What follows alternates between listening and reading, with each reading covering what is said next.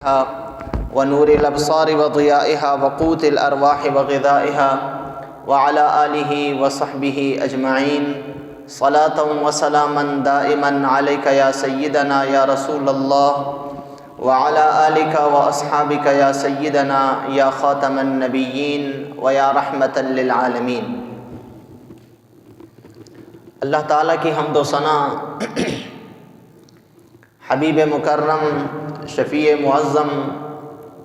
حامی بے کساں تاجدار دو جہاں صلی اللہ علیہ وسلم کی بارگاہ میں درود و سلام کے بعد، سامعین محترم، شعبان المعظم کے فضائل اور اس کی اہمیت کے متعلق پچھلے جمعے چند گزارشات آپ کے سامنے پیش کی تھی۔ شعبان المعظم کا سارا مہینہ برکتوں والا ہے، پورے کا پورا مہینہ اللہ کی رحمتوں سے معمور ہے، لیکن اس مہینے میں ایک رات ایسی ہے کہ جو رات اس تمام مہینے کی راتوں اور دنوں سے افضل رات ہے، اور وہ مبارک رات ہے کہ جس رات کے فضائل میں اور اس کی اہمیت میں سرکار دو عالم صلی اللہ علیہ وسلم نے بے شمار احادیث اور روایات اور اپنے عمل اور کردار سے اپنی امت کی رہنمائی فرمائی ہے، اور وہ اس مہینے کی 15ویں رات ہے جس کو شب بارات کہا جاتا ہے، نصف شعبان کی رات کہا جاتا ہے، اور یہ وہ عظیم رات ہے کہ جس رات میں عبادت کرنے والا، اللہ کا ذکر کرنے والا، اللہ کو یاد کرنے والا، وہ اپنی مرادیں پانے سے محروم نہیں رہتا۔ وہ عظیم رات اللہ تبارک و تعالی نے شب بارات کو بنایا ہے کہ جس رات میں اللہ تعالی بے شمار لوگوں کی مغفرت فرماتا ہے، بے شمار لوگوں کے درجات بلند فرماتا ہے، اور بے شمار گناہگاروں کی گناہوں کو اللہ تعالیٰ معاف فرماتا ہے۔ سرکار دو عالم صلی اللہ علیہ وسلم نے اسی رات کے متعلق ارشاد فرمایا، امام ترمذی نے اس حدیث کی روایت کی ہے کہ آپ صلی اللہ علیہ وسلم نے ارشاد فرمایا کہ جب شعبان کی 15ویں رات آتی ہے تو اللہ تبارک و تعالی ینزل من سماء الدنیا، اللہ تعالی آسمان دنیا کی طرف اپنی شان کے مطابق نزول فرماتا ہے، یا 15ویں شعبان کو اللہ تبارک و تعالی اپنی خاص رحمتوں، برکتوں، انوار و تجلیات کا نزول فرماتا ہے۔ اور پھر حضور اکرم صلی اللہ علیہ وسلم نے فرمایا کہ اللہ تبارک و تعالی اس رات میں بنو کلب کی بکریوں کے بالوں سے بھی زیادہ گناہگاروں کی مغفرت فرماتا ہے۔ اور اس حدیث شریف کی اگر مکمل وضاحت کی جائے اور اس کا پس منظر دیکھا جائے تو ام المؤمنین عائشہ صدیقہ رضی اللہ تعالی عنہا فرماتی ہیں کہ ایک رات حضور اکرم صلی اللہ علیہ وسلم میرے پاس تھے، آدھی رات کے وقت میری آنکھ کھلی تو میں نے دیکھا حضور بستر میں موجود نہیں تھے، تو مجھے فکر لاحق ہوئی، میں آپ کو تلاش کرنے کے لیے باہر نکلی، یہاں تک کہ چلتے چلتے میں بقیع غرقد تک پہنچ گئی، جو مسلمانوں کا قبرستان ہے مدینہ شریف کا، جس کو جنت البقیع کہا جاتا ہے۔ فرماتی ہیں کہ میں بقیع غرقد تک، جنت البقیع تک پہنچ گئی، جا کے میں نے دیکھا تو وہاں سرکار دو عالم صلی اللہ علیہ وسلم کھڑے ہیں اور اللہ کی بارگاہ میں ہاتھ بلند کیے ہوئے ہیں اور دعا فرما رہے ہیں، آہوزاری کر رہے ہیں۔ میری آہٹ پا کر حضور اکرم صلی اللہ علیہ وسلم نے پیچھے مڑ کے دیکھا تو مجھے کہا، اے عائشہ تمہیں پتہ ہے آج کون سی رات ہے؟ میں نے عرض کی اللہ اور اس کا رسول ہی بہتر جانتے ہیں۔ تو حضور نے ارشاد فرمایا، اے عائشہ آج وہ مبارک رات ہے، یعنی 15ویں شعبان کی وہ مبارک رات ہے کہ جس رات میں اللہ تبارک و تعالی آسمان دنیا کی طرف اپنی رحمتوں اور برکتوں کا نزول فرماتا ہے، اور اللہ تعالیٰ بنو کلب کی بکریوں کے بالوں سے بھی زیادہ گناہگاروں کی مغفرت فرماتا ہے۔ محدثین فرماتے ہیں کہ سرکار دو عالم صلی اللہ علیہ وسلم نے بنو کلب کو اس لیے یاد کیا کہ اس زمانے میں سب سے زیادہ بکریاں اور بھیڑیں یہ بنو کلب کی ہوا کرتی تھیں۔ بنو کلب ایک ایسا قبیلہ تھا کہ عرب میں سب سے زیادہ بھیڑ بکریاں ان کے پاس تھیں، تو حضور نے ان کا ذکر اس لیے کیا کہ ان کی بکریاں بھی سب سے زیادہ ہیں، اور ان کی بکریوں پہ پھر بالوں کی تعداد کتنی زیادہ ہے۔ اللہ تبارک و تعالیٰ اس رات میں ان کے بالوں سے بھی زیادہ گناہگاروں کی مغفرت فرماتا ہے۔ آج کی وہ مبارک رات ہے، تو حضور اکرم صلی اللہ علیہ وسلم نے اس رات میں مختلف اعمال فرمائے۔ اس رات کی فضیلت کو حضور اکرم صلی اللہ علیہ وسلم نے اپنی امت کو بتایا کہ اس رات کی فضیلت کتنی زیادہ ہے۔ امام غزالی رحمۃ اللہ علیہ فرماتے ہیں مکاشفۃ القلوب میں کہ جس طرح ہم انسانوں کی 2 عیدیں ہیں، ہم مسلمان سال میں 2 عیدیں مناتے ہیں، اسی طرح فرشتے بھی سال میں 2 عیدیں مناتے ہیں۔ امام غزالی لکھتے ہیں کہ فرق صرف اتنا ہے کہ ہماری یعنی انسانوں کی عید وہ دن میں ہوتی ہے اور فرشتوں کی عید وہ رات میں ہوتی ہے۔ ہم بھی 2 عیدیں مناتے ہیں، ان 2 عیدوں میں عبادت کرتے ہیں، اللہ سے آہوزاری کرتے ہیں، خوشی مناتے ہیں، ایک دوسرے کو مبارکباد دیتے ہیں، ایک عید الفطر اور دوسری عید الاضحیٰ۔ فرماتے ہیں کہ فرشتوں کی جو 2 راتیں ہوتی ہیں عیدوں والی، ان میں پہلی رات شب برات ہے اور دوسری رات لیلۃ القدر ہے۔ تو یہ 2 راتیں آسمانوں میں فرشتوں کی عید کی راتیں ہیں۔ اس لیے جب ایک مسلمان ان راتوں میں عبادت کرتا ہے تو وہ فرشتوں کے ساتھ ان کی عید میں گویا کہ شریک ہوتا ہے۔ اب فرشتے اپنی عید کے دن جو عبادت کر رہے ہیں،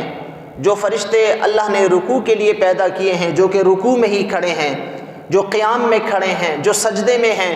جو تشہد میں ہیں، جو اللہ کے ذکر فکر میں مشغول ہیں، جو سبحان اللہ کہنے پہ معمور ہیں، جو الحمدللہ کہنے پہ معمور ہیں، جو استغفار کہنے پہ معمور ہیں، وہ فرشتے کہ جو جب سے پیدا ہوئے اس وقت سے آج تک اور قیامت تک وہ درود پاک ہی پڑھتے رہتے ہیں، اس پہ معمور ہیں۔ تو جب ایک بندہ، ایک مسلمان اس رات میں شب برات میں جب وہ عبادت کرتا ہے، اگر تو وہ نوافل ادا کرتا ہے، قیام کرتا ہے، تو قیام کرنے والے فرشتوں کے ساتھ گویا کہ وہ شریک ہو جاتا ہے۔ جب وہ رکوع کرتا ہے تو رکوع کرنے والے فرشتوں کے ساتھ شریک ہوتا ہے۔ جب وہ سجدہ کرتا ہے تو سجدہ کرنے والے فرشتوں کے ساتھ شریک ہو جاتا ہے۔ جب وہ اللہ کی تسبیح بیان کرتا ہے، سبحان اللہ کہتا ہے، تو وہ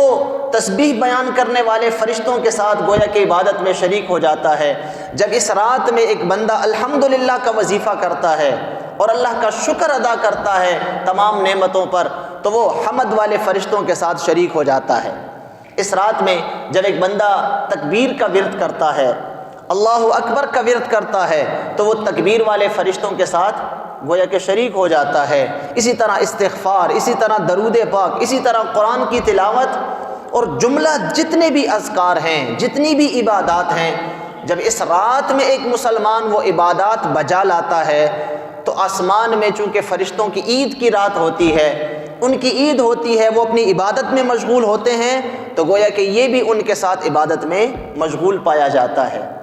اور پھر فرشتے ان کی ڈیوٹی یہ ہے، اور پھر اللہ کے جو خاص فرشتے ہیں جنہوں نے اللہ کے عرش کو اٹھایا ہوا ہے، یہ اللہ کے مقرب فرشتے ہیں۔ یہاں تک کہ علماء لکھتے ہیں کہ سب سے مقرب فرشتے اللہ کے وہ 4 ہیں، حضرت جبریل، میکائیل، اسرافیل اور اسرائیل۔ اور پھر ان 4 کے بعد وہ فرشتے سب فرشتوں سے افضل ہیں جنہوں نے اللہ تبارک و تعالیٰ کا عرش اٹھایا ہوا ہے، وہ حاملین عرش جس کو کہا جاتا ہے۔ اور قرآن کریم کی سورۃ مومن میں 24ویں پارے میں اللہ تعالیٰ نے ان حاملین عرش جو فرشتے ہیں، اللہ نے ان کی صفت ایک ذکر یہ کی ہے کہ وہ دنیا میں جو مسلمان ہیں، ان مسلمانوں کے لیے جو اللہ کے نیک بندے ہیں اور اللہ کی اطاعت کرنے والے ہیں، ان کے لیے وہ حاملین عرش مغفرت کی دعائیں مانگتے ہیں۔ اللہ فرماتا ہے الذین یحملون العرش، الذین یحملون العرش، وہ فرشتے جنہوں نے عرش کو اٹھایا ہوا ہے، وہ فرشتے جو کہ یستغفرون للذین آمنوا جو کہ ایمان والوں کے لیے اللہ سے مغفرت کی دعائیں مانگتے ہیں۔ تو یہ حاملین عرش جو فرشتے ہیں، یہ کن مسلمانوں کے لیے، کن مومنوں کے لیے مغفرت کی دعائیں مانگتے ہیں، کن کی درجات کی بلندی کی دعائیں مانگتے ہیں؟ کہ جو اللہ تبارک و تعالیٰ کی عبادت میں مشغول ہوتے ہیں۔ تو عرض یہ کر رہا تھا کہ اس رات میں جب بندہ عبادت کرتا ہے شب بارات میں، تو فرشتوں کے ساتھ جب یہ عبادت میں شریک ہو جاتا ہے، فرشتوں کے ساتھ ان کی عید اور ان کی خوشی میں جب شریک ہوتا ہے، تو پھر اس کے لیے فرشتے اس کی دعاؤں پہ آمین کہتے ہیں۔ اسی لیے اس رات میں جتنا زیادہ ہو سکے انسان اس 15ویں شعبان کی رات کو عبادت میں گزارے، ذکر و فکر میں گزارے، اپنے گناہوں کی معافی میں گزارے۔ سرکار دو عالم صلی اللہ علیہ وسلم نے اسی لیے فرمایا کہ اللہ تعالیٰ گناہگاروں کی بخشش فرماتا ہے بنو کلب کی بکریوں کے بالوں سے بھی زیادہ۔ تو کن کی مغفرت ہوتی ہے؟ جو مغفرت چاہتے ہیں۔ یاد رکھیے اللہ تبارک و تعالیٰ کا ایک قانون ہے، اللہ نے دنیا میں ہماری زندگی گزارنے کے لیے، ہمیں ثواب دینے کے لیے، ہمیں بخشنے کے لیے قوانین بنائے ہیں۔ ہم بڑی آسانی سے کہہ دیتے ہیں، ہم میں سے اگر کوئی بندہ کوئی گناہ کرتا ہے، اس سے کوئی غلطی ہو رہی ہوتی ہے اور اس کو اگر تنبیہ کی جاتی ہے تو وہ فوراً یہ کہتا ہے یار اللہ غفور الرحیم ہے، اللہ تعالیٰ بخش دے گا۔ گناہ بھی ہو رہا ہے اور یہ اقرار بھی ہو رہا ہے کہ اللہ غفور الرحیم ہے۔ بندہ سود کھا رہا ہے، یار اللہ غفور الرحیم ہے، چھوڑو میرا اب کام چل جائے پھر بعد میں دیکھیں گے۔ بندہ گناہ کر رہا ہے، کسی بھی قسم کا گناہ کر رہا ہے، جھوٹ بول رہا ہے، رشوت لے رہا ہے، اچھی طرح جانتا ہے اور یہ امید لگائے ہوئے ہے کہ اللہ غفور الرحیم ہے۔ یاد رکھیے صرف اس بات پہ کہ اللہ غفور الرحیم ہے، اللہ تعالیٰ کبھی بھی بندے کی بخشش نہیں فرماتا، کیونکہ اللہ نے اس بخشش کو حاصل کرنے کے جو طریقے ہمیں بتائے ہیں کہ بخشش کیسے حاصل کرنی ہے۔ اللہ نے یہ نہیں فرمایا تم صرف زبان سے اقرار کرو، دل سے اگرچہ تصدیق بھی کرو کہ اللہ بخشنے والا ہے تو میں تمہیں بخش دوں گا، نہیں، اللہ نے فرمایا سابقوا الی مغفرۃ من ربکم۔ ایک جگہ اللہ نے فرمایا وسارعوا الی مغفرۃ من ربکم۔ دو جگہوں پہ اللہ نے قرآن کریم میں اپنی مغفرت کی طرف دوڑ کے آنے کا جو ہے وہ حکم دیا۔ اللہ کن کو بخشے گا؟ سورۃ آل عمران میں اللہ نے فرمایا سارعوا الی مغفرۃ من ربکم، اپنے رب کی مغفرت حاصل کرنے کے لیے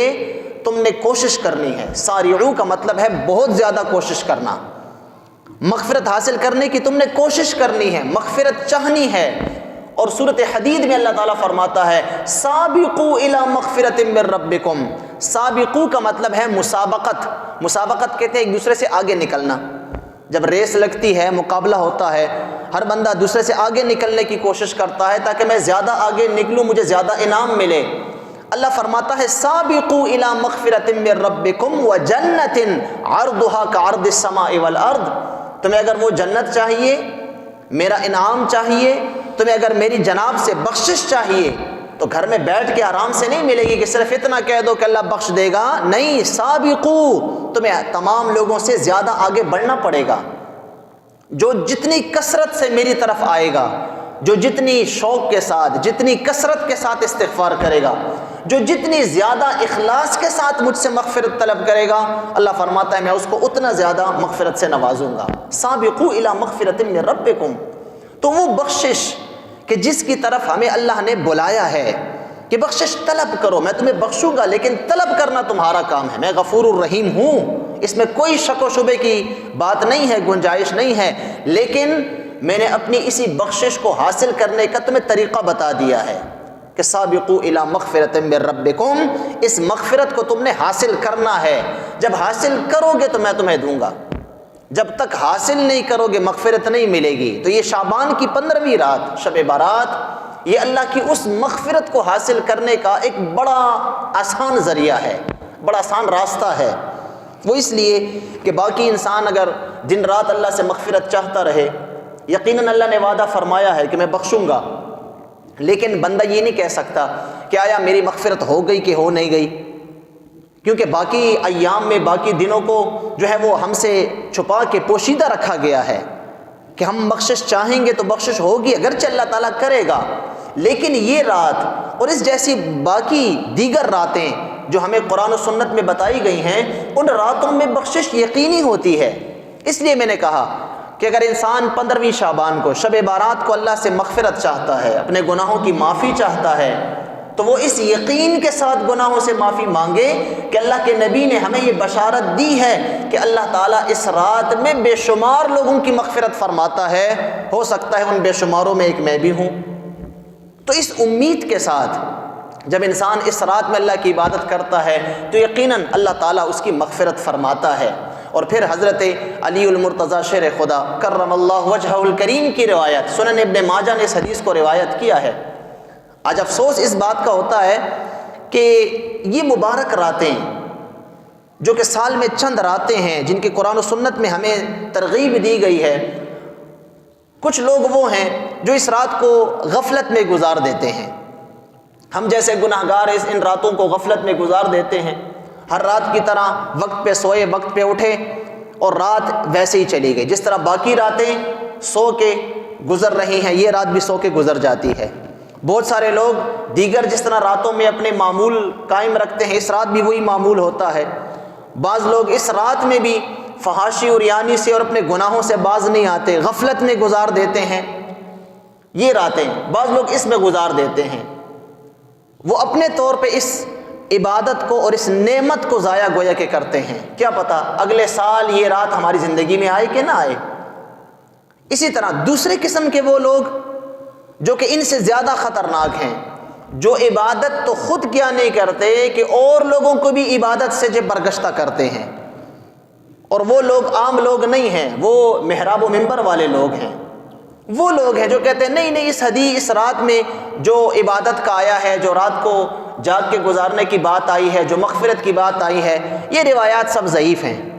ضعیف کہہ کر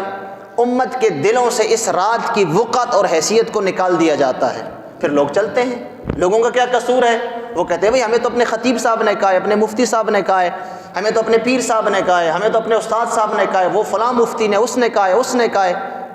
اور آج کل تو چونکہ وہ میڈیا کا دور ہے، ہر بندہ مفتی بھی ہے اور ہر بندہ پھر مفتی اعظم بھی ہے، اور ہر بندہ یہی سمجھتا ہے کہ شاید میں ہی پوری دنیا کو جو ہے وہ راہ راست پہ چلا رہا ہوں۔ تو ہر بندہ دو تین جو ہے وہ کلپ سن کے وہ گھر میں آرام سے بیٹھ جاتا ہے۔ جو عبادت کرتے ہیں ان کو بھی منع کیا جاتا ہے، کبھی عبادت کرنے کی ضرورت ہی نہیں ہے۔ یہ تو ساری ضعیف روایات ہیں۔ یاد رکھیے یہ ہمارے اردو پشتو والا ضعیف نہیں ہے، یہ عربی کا اور احادیث کی جو اصطلاح ہیں ان کا ضعیف ہے۔ ہم تو ضعیف بوڑھے آدمی کو کہتے ہیں، جو اتنا بوڑھا ہو کہ جو چل بھی نہ سکے، شیخ فانی ہو، جو دو بندوں کے سہارے پہ چلے، جو معذور ہو، وہ ضعیف ہے۔ جو احادیث کے متعلق آتا ہے کہ یہ حدیث ضعیف ہے، وہ والی ضعیف نہیں ہے ہماری اردو پشتو والی۔ اس کا اپنا ایک معیار ہے، اس کا اپنا ایک معنی ہے، اپنا ایک مفہوم ہے۔ اور ضعیف حدیث اگر جو بھی ہو، آپ جس معنی میں بھی لیں، اس کا یہ مطلب نہیں ہوتا کہ یہ حدیث قابل عمل نہیں ہے۔ وہ جو ضعیف کہا جاتا ہے وہ مجتہدین کے حوالے سے کہا جاتا ہے کہ وہ مجتہدین اس حدیث سے کسی حرام یا حلال کا استنباط نہیں کر سکتے۔ اس حدیث سے کوئی حرام حلال چیز ثابت نہیں ہو سکتی، کیونکہ حرام حلال تو بہت بڑی بات ہے۔ باقی فضائل کے اعتبار سے، مراتب کے اعتبار سے، عمل کے اعتبار سے حدیث ضعیف بھی قابل عمل ہے۔ کیوں؟ اس لیے کہ سرکار ہی کا فرمان ہے۔ حدیث ضعیف کا یہ مطلب نہیں ہے کہ حضور کا قول نہیں ہے، یا حضور کا عمل نہیں ہے، یا حضور کی بات نہیں ہے، آپ کا فرمان نہیں ہے۔ ہمارے لوگوں میں بس یہ ہے کہ ہر بندہ کہتی حدیث ضعیف ہے۔ بھئی ضعیف کا یہ معنی اگر اسی طرح لیا جائے تو پھر بہت ساری کتابیں جو آج ہم جو ہے اپنی بغلوں میں پھرا کے پھرتے رہتے ہیں پوری دنیا میں اور بہت مصلح بننے کا دعویٰ کرتے ہیں، وہ تو ساری کتاب ہی پھر ضعیف ہے، اس میں ایک حدیث بھی پھر صحیح نہیں ہے اگر اس کو موازنہ کیا جائے اور اس کو میزان پہ رکھا جائے۔ لیکن اصل میں بات یہ ہے کہ ہمارے لوگوں کو ان عبادات سے، ان راتوں کو جو ہے وہ بیداری میں گزارنے سے روکا جاتا ہے۔ کچھ ویسے ہی ہم غفلت میں ہیں، کچھ اس قسم کی باتیں جب ہم سنتے ہیں کہ بھئی اس رات کی کوئی فضیلت ہی نہیں ہے اور یہ سب حدیث یہ ہے وہ ہے، تو جو تھوڑی بہت انسان کے اندر رمق ہوتی ہے، مغفرت کی امید چاہنے کی رمق ہوتی ہے، پھر وہ بھی نکل جاتی ہے، وہ بھی ختم ہو جاتی ہے۔ لیکن ہمارے لیے اتنا کافی ہے کہ سرکار دو عالم صلی اللہ علیہ وسلم نے ارشاد فرما دیا کہ جب تمہارے اوپر شب بارات آئے، اذا اتا لیلۃ النصف من شعبان، سنن ابن ماجہ کی حدیث جو میں روایت کر رہا تھا، اور یہ روایت کرنے والے کون ہیں؟ حضرت علی المرتضیٰ شیر خدا ہیں رضی اللہ تعالیٰ عنہ۔ آپ فرماتے ہیں کہ حضور نے فرمایا جب 15ویں شعبان کی رات آئے تو قوموا لیلہا، رات کو کھڑے ہو کے گزارو، رات کو قیام میں گزارو، رات کو عبادات میں گزارو، اللہ سے آہوزاری میں گزارو، توبہ اور استغفار میں گزارو۔ وَصُومُوا نَهَارَهَا یا یومہا، اور اس کا دن جو ہے اگلا وہ روزے سے گزارو۔ جو بندہ شعبان کی 15ویں تاریخ کا روزہ رکھتا ہے، رات کو عبادت کرتا ہے، صبح کو روزہ رکھتا ہے، اللہ تبارک و تعالیٰ سے امید رکھے، روایات میں آتا ہے، احادیث میں آتا ہے کہ اللہ اس کے 1 سال گزشتہ اور آئندہ سال کے گناہوں کو بھی معاف فرما دیتا ہے۔ اتنی بڑی فضیلت اس ایک روزے کی، شب بارات میں عبادت کی اور اگلے دن 15ویں شعبان کے روزے کی اتنی بڑی فضیلت ہمیں بیان کی گئی اور صحیح حدیث میں بیان کی گئی، اور ہم یہ کہہ کے ان فضائل سے اور ان ثوابوں سے محروم ہو جاتے ہیں کہ بھئی اس کی تو کوئی فضیلت ہی نہیں ہے۔ احادیث کی بے شمار کتب، سنن ترمذی کی جو حدیث میں نے آپ کو اس سے پہلے بیان کی کہ اللہ تعالیٰ بنو کلب کی بکریوں کے بالوں سے زیادہ لوگوں کی مغفرت فرماتا ہے، یہ سنن ترمذی کی حدیث ہے، امام ترمذی نے اس کو حدیث کو نقل کیا ہے۔ ہم کس طرح بڑی آسانی سے کہہ دیتے ہیں کہ اسی رات کی کوئی فضیلت ہی نہیں ہے۔ بے شمار فضائل میں روایات موجود ہیں، دیگر کتب میں، حدیث کی مستند کتب میں اتنی روایات موجود ہیں کہ جن کا شمار نہیں کیا جا سکتا کہ اس رات کی کتنی فضیلت ہے عبادت کی، اس رات میں عبادت کرنے کی کتنی زیادہ فضیلت ہے۔ اس لیے یاد رکھیے، شعبان کی 15ویں رات جو آ رہی ہے، یہ رات عبادت کی رات ہے، آہوزاری کی رات ہے، اللہ سے مغفرت چاہنے کی رات ہے، اور یہ وہ رات ہے کہ جس کے متعلق ایک روایت یہ بھی ہے کہ اللہ تبارک و تعالیٰ اس سال میں آئندہ سال جو کچھ کرنا ہوتا ہے اگلے اس رات تک وہ اللہ تعالیٰ امور فرشتوں کے حوالے کر دیتا ہے۔ جو فرشتے تکوینی امور پہ مامور ہیں، جو نظام کائنات چلا رہے ہیں، اللہ نے جن فرشتوں کو جو ڈیوٹیاں دینی ہوتی ہیں، اللہ تعالیٰ 1 سال کے لیے ان کو ڈیوٹیاں حوالے کر دیتا ہے۔ اس میں یہاں تک آتا ہے کہ کس بندے نے، کس انسان نے دنیا میں آنا ہے، اس کا فیصلہ کیا جاتا ہے۔ اگرچہ یہ سب کچھ لوح محفوظ میں انسان کی پیدائش سے، آدم کی پیدائش سے بھی 50,000 پہلے لکھا جا چکا ہے، 50,000 سال پہلے، لیکن اس رات میں وہ لسٹیں، وہ فہرستیں فرشتوں کے حوالے کی جاتی ہیں۔ کون سا انسان اس سال دنیا میں آئے گا، کب آئے گا، کس انسان کی عمر پوری ہو چکی ہوگی وہ دنیا سے جائے گا، کس انسان کی زندگی کا وہ پتہ جو ہے وہ گر جائے گا، کون سا انسان دنیا میں آئے گا، کس نے حج کرنا ہے، کس کے رزق میں اضافہ ہونا ہے، کس کے رزق میں کمی ہونی ہے، کس کو بخشنا ہے، کس کو نہیں بخشنا، کس پہ عذاب آئے گا، کس کو ثواب ملے گا، یہ ساری کی ساری باتیں اس رات میں فرشتوں کے سپرد کر دی جاتی ہیں۔ اس لیے حضور اکرم صلی اللہ علیہ وسلم نے ارشاد فرمایا، اس رات میں، شعبان کی 15ویں رات، شب بارات میں اللہ تعالیٰ آسمان دنیا کی طرف اپنی شان کے مطابق نزول فرماتا ہے، اور اللہ تعالیٰ فجر طلوع ہونے تک بار بار پکارتا ہے، الا من مستغفر فاغفر له، کوئی مغفرت چاہنے والا ہے کہ میں اس کو بخش دوں، الا من مسترزق فارزقه، کوئی رزق چاہنے والا ہے کہ میں اس کے رزق میں اضافہ کروں، الا من مبتل فاعافیہ، کوئی عافیت چاہنے والا ہے، کوئی مصیبت زدہ ہے، کوئی حاجت مند ہے کہ میں اس کی مصیبت کو دور کر دوں، اس کی حاجت کو پورا کروں، ہے کوئی بیماری میں مبتلا کہ میں اس کو شفا عطا کر دوں، الا من مبتل فاعافیہ، ہے کوئی عافیت چاہنے والا کہ میں اس کو عافیت دوں، الا کذا و کذا، حضور فرماتے ہیں یہاں تک کہ فجر طلوع ہونے تک اللہ تعالیٰ اپنی شان کے مطابق اسی طرح ندا کرتا رہتا ہے۔ تو کتنی عظیم رات ہے، اور اگر ہم اس کو غفلت میں گزار دیں، ویسے بھی ہمارے پاس کچھ ہے تو ہے نہیں، ہمارے پلے تو ویسے بھی کچھ ہے نہیں، اور پھر اس قسم کی مبارک یقینی راتیں اگر ان کو بھی ہم مختلف جو ہے وہ بدگمانیوں میں ضائع کر دیں اور اپنی پرانی روش میں ضائع کر دیں اور غفلت میں گزار دیں، تو یہ کتنی بڑی محرومی کی بات ہے، کتنی محرومی کا سبب ہے۔ اس لیے اس رات کو اہتمام کے ساتھ گزاریں۔ اس رات میں بعض لوگ قبرستان جاتے ہیں، قبرستان جانا بھی سنت ہے۔ حضور اکرم صلی اللہ علیہ وسلم کی روایت کے مطابق اس رات میں قبرستان جانا، مردوں کے لیے دعائے مغفرت چاہنا اور اپنی موت کو یاد کرنا اس رات میں صدقہ اور خیرات کرنا بھی سنت ہے۔ جو بندہ صدقہ اور خیرات کرے، اپنے بڑوں کے لیے فاتحہ کرے، بڑوں کے لیے ہاتھ اٹھائے، دعا کرے۔ کیوں کہ اگر آپ آج اپنے بڑوں کو دعاؤں میں یاد رکھیں گے، اپنے آباء و اجداد کو، اپنے باپ دادا کو، اپنے بڑوں کے لیے مغفرت کی دعا کریں گے، تو آپ بھی اپنے آنے والی نسلوں سے یہ امید رکھ سکتے ہیں کہ وہ آپ کے لیے دعائیں کریں گے۔ لیکن یہ دنیا مکافات عمل ہے۔ اگر آج ہم اپنے بڑوں کو دعائیں نہیں دیں گے اور اپنے مردگان کے لیے، اپنے مرحومین کے لیے فاتحہ درود نہیں کریں گے، ان کی مغفرت کی دعا نہیں کریں گے، تو ہم اپنے آنے والی نسلوں سے یہ امید نہیں لگا سکتے کہ وہ ہمارے لیے کبھی ہاتھ اٹھائیں اور کہیں کہ اللہ میرے باپ کو بخش دے، اے اللہ میرے دادے کو بخش دے۔ اگر آج ہم اپنے بڑوں کو دعاؤں میں یاد رکھیں گے تو ہمارے چھوٹے بھی پھر کل ہمیں دعاؤں میں یاد رکھیں گے۔ یہ مکافات عمل ہے، دنیا کا ایک سرکل چکر ہے جو چل رہا ہے، جیسا انسان کرے گا ویسا بھرے گا، بس یہ قانون یاد رکھیں۔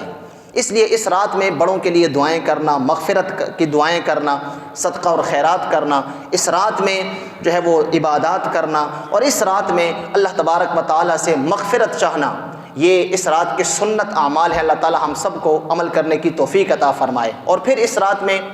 جو بندہ بھی دعا کرے، چونکہ آنے والی اتوار کا دن ہے اور پیر کی شب ہے، تو چونکہ 14 شعبان المعظم یہ اتوار کا دن آ رہا ہے، اور اتوار کا دن گزار کے جو رات آئے گی وہ 15ویں شب ہوگی، یعنی شب بارات ہوگی، اور اگلا پیر کا دن جو ہے وہ 15 شعبان کا دن ہے۔ تو جو لوگ روزہ رکھ سکتے ہیں، نفلی روزہ اللہ نے ان کو ہمت طاقت دی ہے، وہ پیر کے دن روزہ رکھیں گے اور اتوار کا دن گزار کے رات کو عبادت میں گزاریں گے۔ اور اس میں خصوصی طور پہ دعاؤں کا چونکہ ہمیں کہا گیا ہے کہ دعائیں کی جائیں، احادیث میں ہمیں یہ تلقین دی گئی ہے، اس لیے اس رات میں جہاں اپنے لیے دعا مانگیں، تمام امت کے لیے خصوصی طور پہ دعا مانگیں، اور امت میں خصوصاً ہمارے جو فلسطین کے بہن بھائی ہیں جن پہ یہ ظلم کی اس وقت جو ہے ایک عجیب قسم کی ظلم کی تاریخ ان پہ رقم ہو رہی ہے، ان کے لیے خصوصی دعائیں مانگیں، مجاہدین اسلام کے لیے دعائیں مانگیں جو کہ کفار اور طاغوتی قوتوں کے خلاف لڑ رہے ہیں، اور پھر خصوصی طور پہ اپنے ملک کے لیے کہ اللہ تعالیٰ ہمیں عادل حکمران عطا فرمائے، اللہ تعالیٰ ہماری جو ہے وہ عدلیہ کو اور ہماری جو ہے حکومتوں کو اللہ تعالیٰ ہوش کے ناخن دے۔ اب اس وقت جو پھر قادیانیت کے لیے جو باتیں چل رہی ہیں، کچھ نہ کچھ عرصے بعد ہمارے ملک میں کسی نہ کسی ایک بڑے ادارے اور محکمے کی طرف سے بس قادیانیوں کو نوازنے کی باتیں ہوتی ہیں، کہیں ان کو ریلیف دینے کی باتیں ہوتی ہیں۔ بھئی جو مسلمان اس ملک کی جو اکثریت ہیں، جو میجارٹی ہیں، ان کے حقوق کی تو بات کی جائے نا،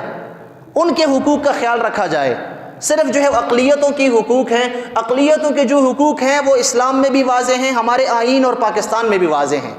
ان کی کوئی ضرورت نہیں ہے ان کو بار بار چھیڑنے کی۔ اور پھر خصوصاً اقلیت کی بات ہوتی ہے تو پھر تو عیسائی بھی ہیں، پھر تو ہندو بھی ہیں، سکھ بھی ہیں، کبھی ان کی بات نہیں ہوئی، بات ہوتی ہے تو قادیانی کی ہوتی ہے۔ کیوں؟ اس لیے کہ وہ پاکستان کے سخت مخالف ہیں، ختم نبوت کے دین کے مخالف تو ہیں ہی ہیں، لیکن پاکستان کے سب سے بڑے جو چھپے ہوئے دشمن ہے وہ یہی قادیانی ہے۔ اب پاکستان کی تاریخ پڑھ لیجئے، پاکستان کی تاریخ اور ہسٹری کا طالب علم وہ یہ بات واضح طور پہ مانے گا کہ جب بھی ہمارے ملک میں تخریب کاری ہوتی ہے اور ہوئی ہے ان 75 سالوں میں، قادیانیت کا ہاتھ ضرور اس میں ہوتا ہے۔ اس لیے اس رات میں یہ دعا بھی ضرور مانگے کہ اللہ تعالی ہمیں ان قادیانیوں اور ان کے فتنوں سے اللہ ہمیں نجات دے، اور ہمارے وہ حکمران جو کہ ان کے جو ہے وہ تلوے چاٹتے ہیں اور ان کی رشوتوں اور ان کی لالچوں میں آتے ہیں، اللہ تعالی ہمیں ایسی عدلیہ سے اور اللہ تعالی ہمیں ایسی فوج سے اور اللہ تعالی ہمیں ایسے حکمرانوں سے دنیا اور آخرت میں دور رکھے اور نجات عطا فرمائے۔ اللہم ربنا آتنا فی الدنیا حسنہ وفی الآخرۃ حسنہ وقنا عذاب النار وادخلنا الجنۃ مع الابرار یا عزیز یا غفار یا رب العالمین، وصلی اللہ علی النبی الامی وآلہ وصحبہ اجمعین۔